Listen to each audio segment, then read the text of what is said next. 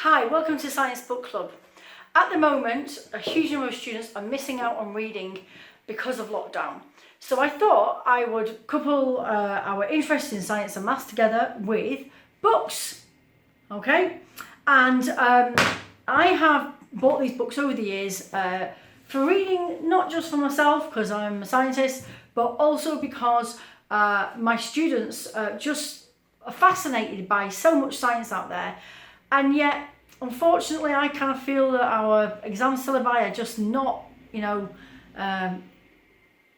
inclusive of so much stuff in science that is so important. So, for example, the work of Einstein, most students don't know anything about it, and things like all the ancient Greek civilizations that brought about or discovered science for us, actually, and much of what we teach in the classrooms today, like Pythagoras' theorem, came down to these ancient Greeks. So then we also have things like the creativity that reading generates in students. Like, are the aliens coming? Maybe they've already been. Who knows? So I like to kind of be able to stimulate people's imaginations and thought processes.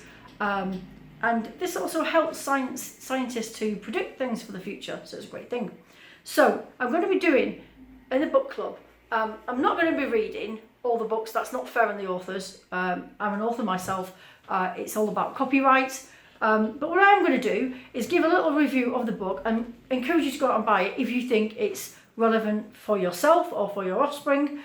And I will pick certain pages out of the book where I think that gives you kind of a good snapshot view of the content, and also with respect to teaching youngsters of the age group of from 11 to up to sort of 19 and beyond. Okay, we need to also think about the language content of such books, and everybody has different opinions on that, and that's fine. So I'm going to pick out deliberate extracts of books with content in it that by giving that in content to you up front, you will be able to decide in your own mind, either as a parent or guardian, what kind of age stamp that you would put on that, in a bit like kind of do it with movies, and we actually say this is okay for 15-year-olds or 18-year-olds or maybe younger, okay, 12-year-olds, etc.